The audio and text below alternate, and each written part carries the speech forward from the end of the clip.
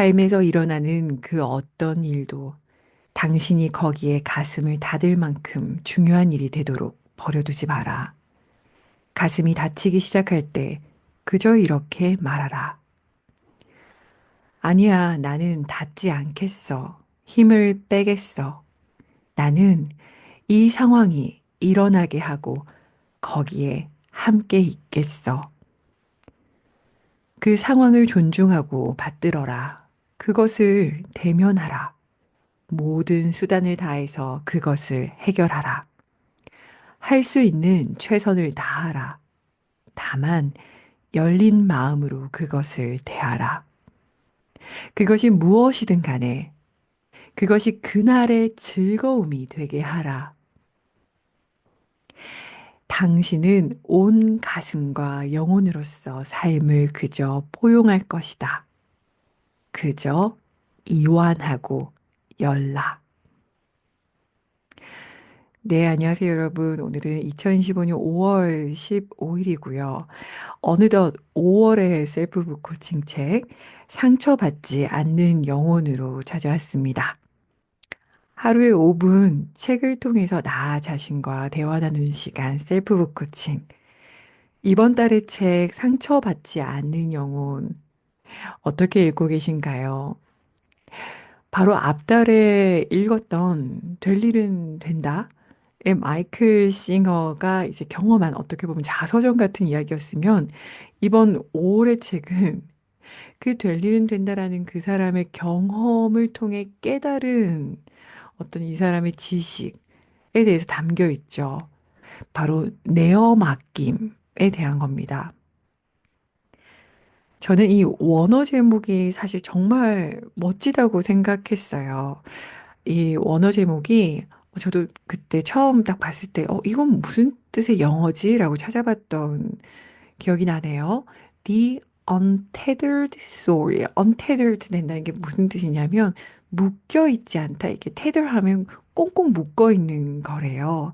근데 Untethered Soul, 묶여 있지 않은. 묶인 것을 이렇게 풀어낸 soul 이런 뜻이라고 합니다.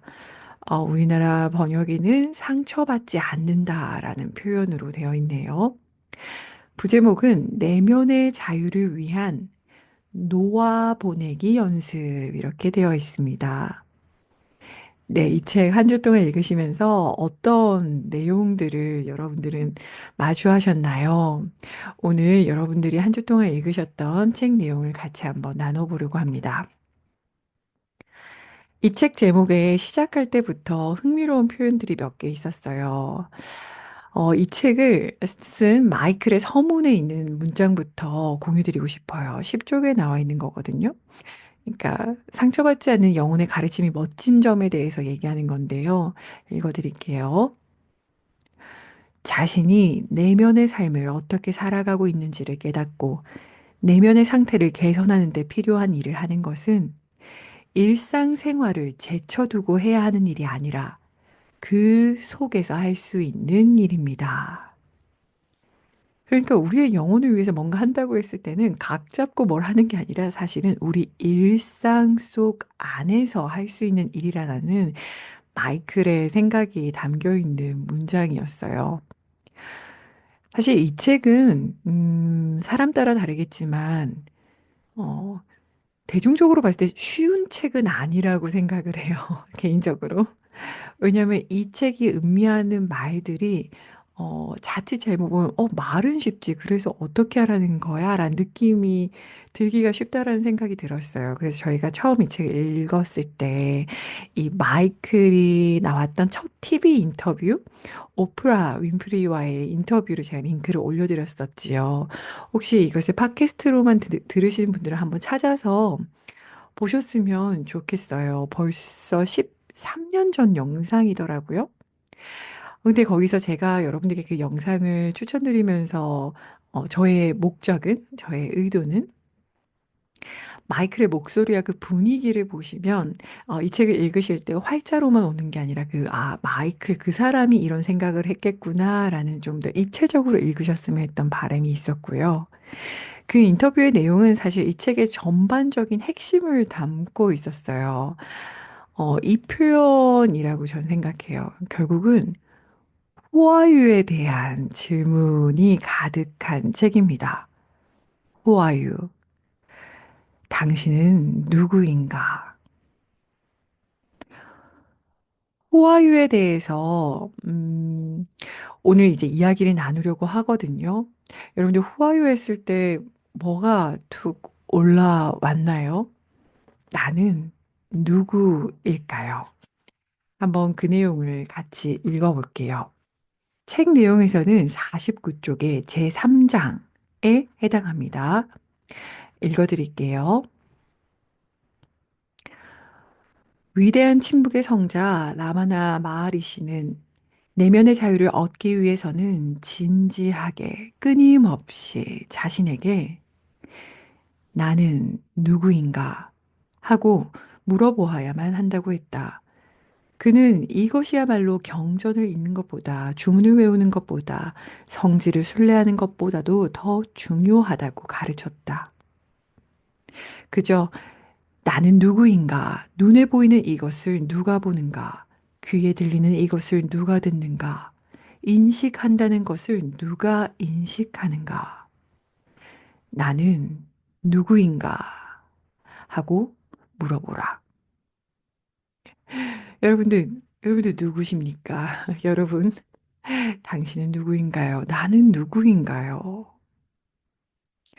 저는 2010년에 처음 코칭에 대해서 이렇게 마주했을 때 한 코칭 프로그램에서 전문 코치분들께서 이렇게 트레인 받는 것을 이렇게 함께 할 수 있는 기회가 있었는데요. 그 프로그램의 일부의 액티비티가 바로 이 후아유였었어요.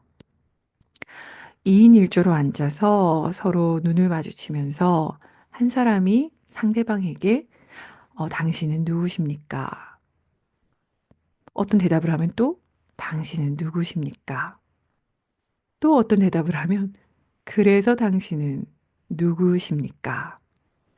이 질문, 같은 질문을 10번 하는 액티비티가 중간에 있었는데요.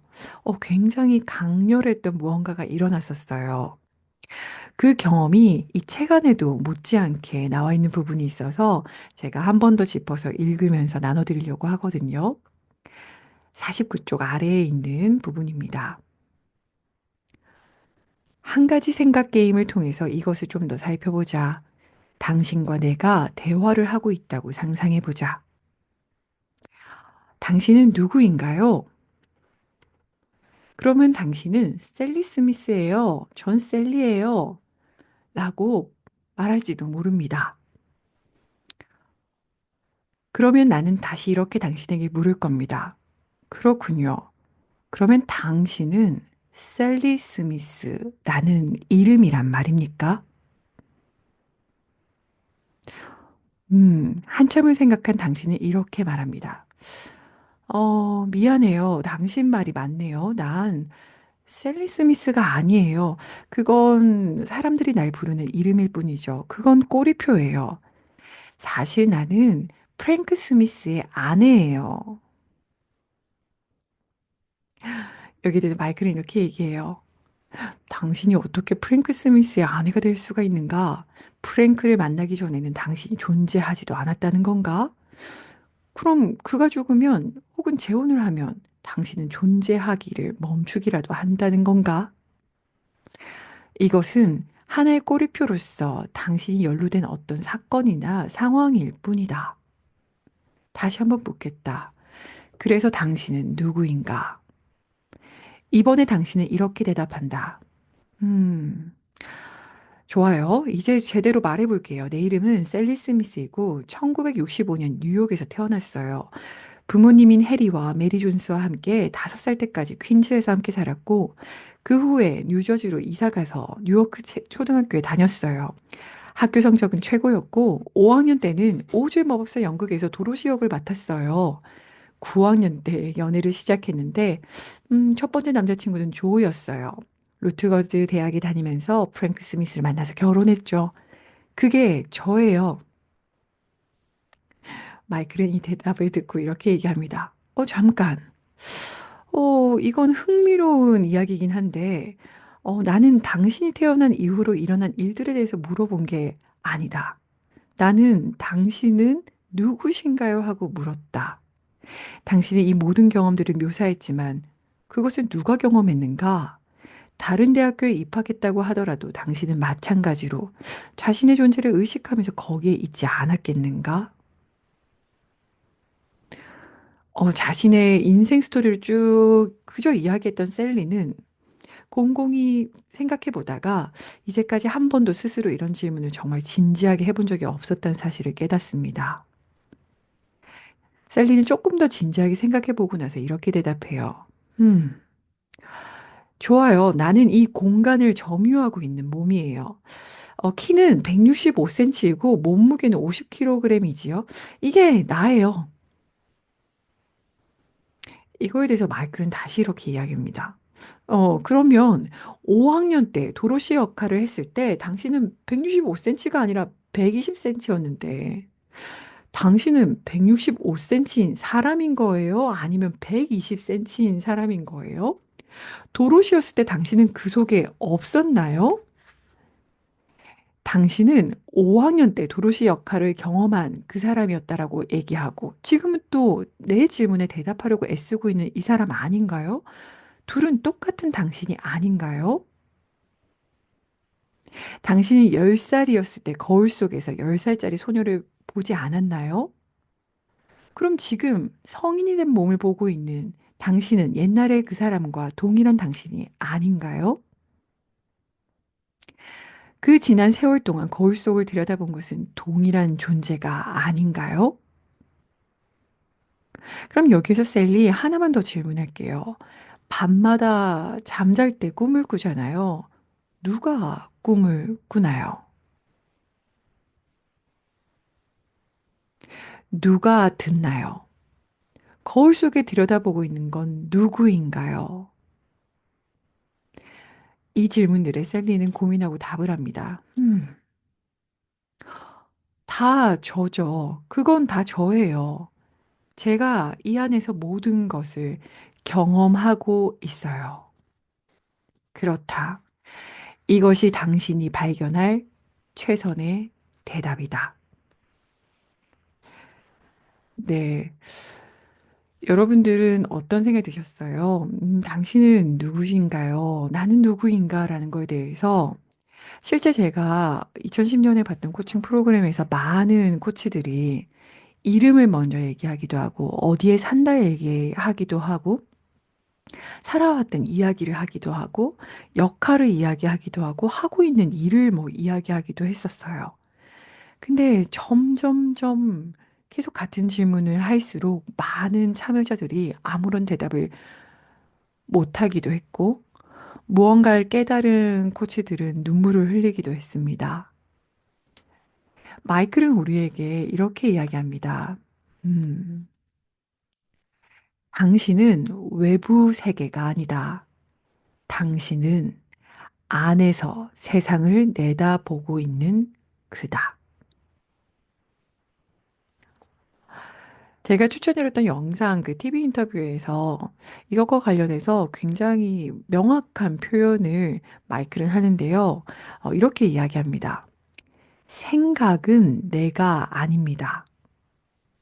나는 생각을 지켜보고 있는 자입니다.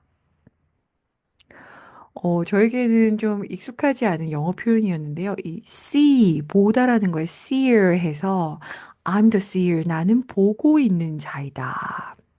I'm the one who sees라고 나는 보고 있는 자이다. 내가 경험하고 있는 것과 내 안에 올라오는 생각들을 지켜보고 있는 사람이 저예요. 한 걸음 뒤에서. 우리 앞에 어떤 일이 벌어지더라도 그 안에 얽혀 있는 게 내가 아니라 그것을 지켜보고 있는 또 다른 나. 그 내가 참 나라고 마이클은 이야기합니다. 결국 untethered soul. 아무도 어떤 것도 묶어둘 수 없었던 내가 있다라는 말을 마이클은 이 책에서 이야기합니다. 그래서 어떤 상황 속에 생각과 어떤 감정으로 상처받는 것이 있지만 그 나 너머에 더 큰 내가 있다라고 얘기하고 더 큰 나의 자리에 있을 때 우리는 그것에 있어서 상처받거나 묶이는 자가 아니라 그런 경험을 하고 있는 영적인 존재라는 걸 이해하는 것이 중요하다라고 마이클은 우리에게 이야기하죠. 이 부분의 개념에 있어서 여러 종교들도 이야기했고 여러한 어떤 철학, 심리학에 대해서 이야기했었는데요. 마이클의 지론은 굉장히 명료합니다. 우리는 생각이 아니에요. 생각은 내가 아니에요. 그 생각을 지켜보고 있는 사람이 나예요. 라는 지점이요. 그럼 이 부분에 대해서 조금 더 살펴볼까요? 결국은 밖에서 나는 누구인가라고 했을 때 이런 자아를 탐사할 때 밖에서 찾을 필요가 없다라고 해요. 왜냐면 내가 응애하고 태어나서부터 늘 그 모든 삶을 지켜보고 있었던 내가 어디에 있죠? 원래 그 자리에 있는 거죠. 어, 이 모든 고민을 영원히 가라앉힐 만한 데이터를 수집하는 일에 평생의 날들과 하루의 매 순간을 바치고 있는 단 한 사람의 전문가가 바로 당신이기 때문에 결국은 이 상처받지 않는 영혼이 되어가는 참 내가 되어가는 과정에 있어서 가장 필요한 사람은 우리 자신이라고 이야기합니다. 그리고 마이클은 우리에게 이야기해요. 이미 어쩌면 사실 당신은 이미 자신을 발견하는 법을 알고 있다고 합니다. 그럼 나를 발견한다는 것은 어떤 걸까요? 잠든 의식이라고 표현을 하면서 반대 표현으로는 마음의 소리라는 말을 하는데요. 마음속 룸메이트라고도 얘기하죠. 마이클은 우리에게 23쪽에서 이렇게 얘기해요. 알고 있겠지만 당신의 머릿속에는 한시도 끊임없이 마음의 독백이 이어지고 있다. 그것은 꼬리에 꼬리를 물고 끝없이 이어진다. 그런데 당신은 그것이 왜 거기서 그렇게 주절되는지 궁금해 한 적이 있는가? 이 마음의 소리를 잠시 관찰해 보면 가장 먼저 깨닫게 되는 것은 그것이 한시도 입을 다물지 않는다는 사실이다. 내버려 두면 그것은 그저 밑도 끝도 없이 짓거려댄다. 여러분들 이거 듣고 계시면서도 여러분들 내면 안에 어떤 목소리가 굉장히 많이 올라오고 있을 거라 생각이 드는데요. 여러분들은 어떤 목소리들을 지금 인지하고 있나요? 저도 궁금했어요. '이런 목소리가 왜 올라오지?' 라는 것에 있어서. 마이클 역시 32쪽에 우리에게 이렇게 물어요. "그러면 도대체 이런 마음에 조자조자조자되는 이 목소리는 왜 있는가? 마음의 목소리는 왜 있는가?"라고 했었을 때 마이클의 지론은 이랬어요. 밖에서 벌어지고 있는 그 일과 어떤 현상과 경험들을 내 마음 안의 목소리로 나 자신에게 한 번 더 들려주는 것인데 한 번 더 들려줌으로써 우리 내면의 그 사건, 상황, 어떤 경험을 우리 내면에 다시 한번 창조한다라는 거예요. 그게 무슨 뜻이냐면 있는 그대로 여과되지 않은 진짜 세계는 나의 바깥 세계에 있는데 내가 뭘 경험을 하면은 그것에 대한 나의 해석을 붙여서 그 경험과 관련된 나만의 세계를 어디에 창조한다고요? 우리 내면에. 되게 흥미로운 거예요. 왜 내면을 다시 한번 창조할까요? 그냥 누가 나를 쳐다보고 간 거예요. 그냥 쳐다보고 지나간 바깥 상황을 내 내면이 해석을 하는 거예요. '저 사람이 나 싫어하나 봐.' 그 집에 가서 또 생각하는 거예요. '그 사람 날 싫어하면 어떡하지? 아니 근데 그 사람이 뭐라고 나를 싫어해?' 라는 나만의 해석이 생긴 세계를 우리 가슴에 창조해 낸다고 해요. 왜 이렇게 힘든 일을 하는 걸까요? 우리의 마음들은. 왜 그러는 걸까요? 이거에 대해서 33 쪽에 마이클은 얘기합니다. 목소리는 왜 그것을 당신에게 한 번 더 말하고 있는가? 그것은 마음속에다가 세상을 재창조하기 위한 것이다. 당신이 세상을 통제하지는 못해도 우리가 떠오르는 해, 떨어지는 해, 지는 해를 막을 순 없죠. 세상을 통제할 순 없지만 내 마음만은 통제할 수 있기 때문이라고 얘기해요. 그래서 마음속으로 짓거린대요. 왜냐하면 이것은 우리 자신에게 아직 힘이 있다라는 느낌을 들게 한대요. 그러니까 내가 살아가는 세상을 통제할 수 없기 때문에 내 작은 마음이라도 통제하는 느낌을 얻어서라도 이 불안함과 두려움을 우리가 통제하려는 우리의 마음이, 이 의도가 우리 마음에 끊임없는 짓거리는 목소리를 만들어낸다고 합니다. 결국 모든 변수에 가급적 대처하고 나 자신을 보호하려고 애쓰는 마음들이 내 마음속에 떠드는 목소리들을 만들어낸다고 얘기해요. 그런데 아시죠? 흥미롭게 우리의 삶을 우리는 통제할 수 없다라는 것을. 가끔 저는 제 마음을 제가 계속 통제하려고 할 때 밤에 하늘을 봐요. 그리고 아침에 해를 봐요. 그리고 땅에 피어난 새싹을 봐요. 그 어떤 것도 이고지는 것을 제가 할 수 없다라는 것을 보고 나면은 겸허해지거든요. 하지만 하루 중에 제 마음에 올라오는 수많은 복잡한 마음들은 어떻게든 통제해서 불안해하지 않으려고 나를 보호하려고 극복하려고 하는 대처하려고 하는 마음의 번잡함이라는 것을 깨닫습니다. 결국 이 마음속에 한시도 멈추지 않고 떠드는 룸메이트는 우리를 통제하려고 올라오는 목소리라고 합니다. 나를 방어하고 보호하고 싶은 거죠. 제가 최근에 그 달빛 나눔 녹음한 거 공유드리면서 말씀드렸던 제 사례 기억나시죠?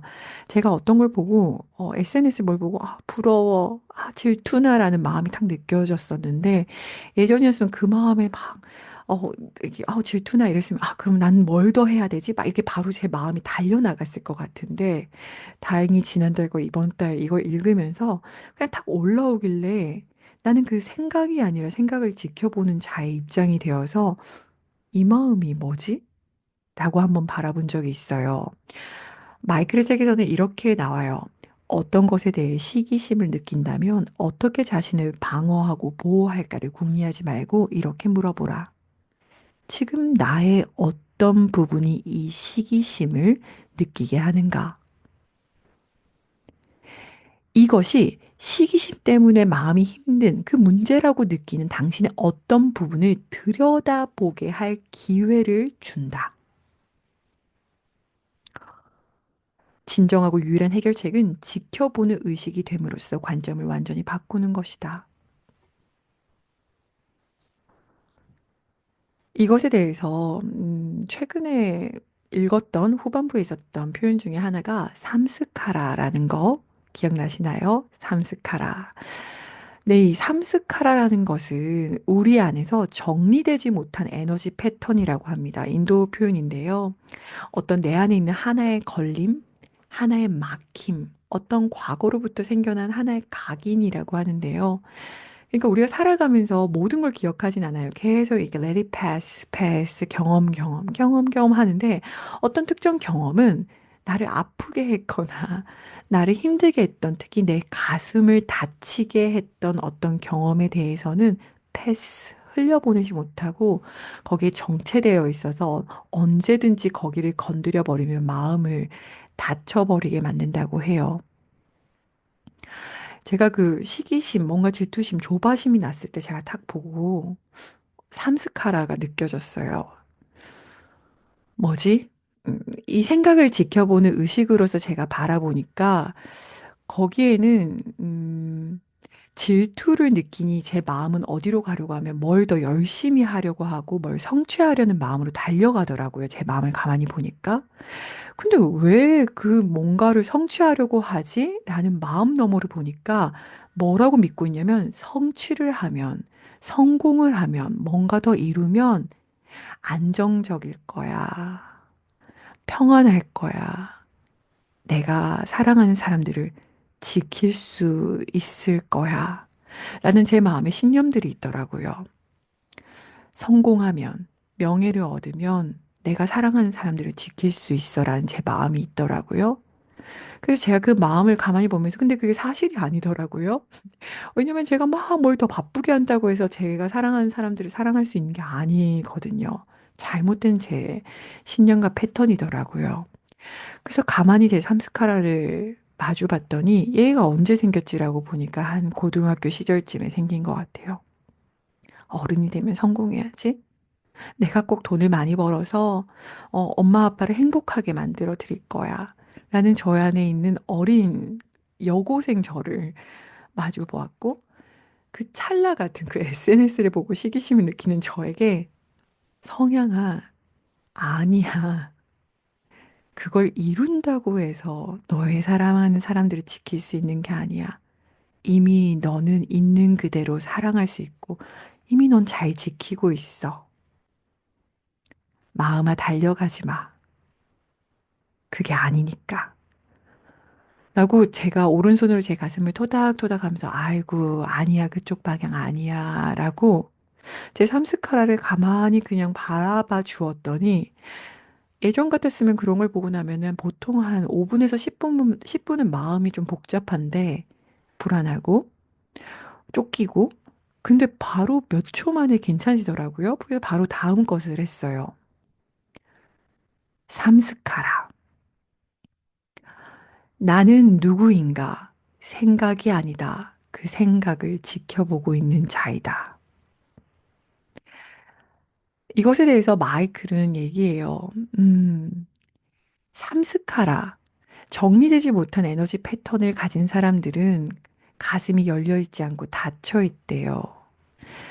그리고 많이 쌓여 있으면 때때로 우울해진다고 해요. 백족입니다. 자극을 받으면 삼스카라는 마치 꽃잎처럼 열리면서 저장된 에너지를 풀어놓기 시작한다. 맨 처음에 사건이 일어났을 때 경험했던 기억이 갑자기 의식 속으로 밀려 들어온다. 그때의 생각과 느낌과 때로는 냄새와 그 밖의 감각까지도. 60이 되어서도 5살 때 느꼈던 불안감과 두려움을 실제로 느낄 수 있다. 실제로 일어나는 일은 정리되지 않은 정신적, 감정적 에너지 패턴이 저장되어 있다가 일깨워지는 것이다. 마이클은 우리에게 이야기합니다. 지금 우리 안에 끝없이 떠드는 목소리는 내가 아니라고. 내 안에 떠오르는 생각과 감정 역시 내가 아니라고. 그것을 지켜보고 있는 자리에서 그 모든 것을 한번 보자고 이야기합니다. 대부분의 많은 것들은 우리를 패스, 그저 통과해 가는데요. 특히 우리 마음의 목소리가 끝없이 떠들 때에는 내 안에 아직 응어리져 있는, 풀려져 있지 않은 무언가가 건드려졌을 때 우리는 애쓰고 애쓴다고 합니다.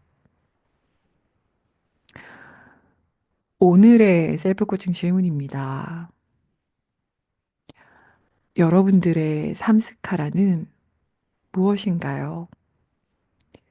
여러분들은 그냥 평범하게 일상을 잘 살다가도 어떤 장면에서 애쓰게 되나요? 밀쳐내나요? 가슴이 다치나요? 마이클은 우리에게 이 삼스카라를 가만히 바라볼 때 우리는 그 삼스카라가 감히 우리의 생각을 지켜보는 자, 참 자에게 상처를 줄 수 없다라고 이야기합니다. 당신의 가슴을 다치게 하는 삼스카라는 무엇인가요? 그것을 생각을 지켜보는 자, 그 자리에서 가만히 그저 마주보면 여러분들의 삶이, 여러분들의 에너지가 어디에 묶여 있는 것을 발견할 수 있을까요? 관련되어서 마이클이 한 이야기를 읽어드리면서 오늘 첫 번째 나눔을 마무리 짓겠습니다. 102쪽입니다. 삶을 밀쳐내거나 붙잡지 않고 그냥 즐기는 것이다.